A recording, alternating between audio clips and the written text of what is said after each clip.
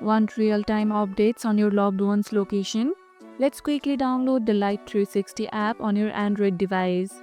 First, open Google Play Store on your device.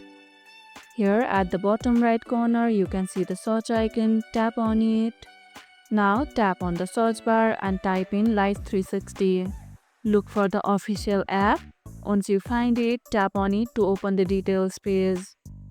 Here you can see the install button. Tap on it and wait for the download to complete.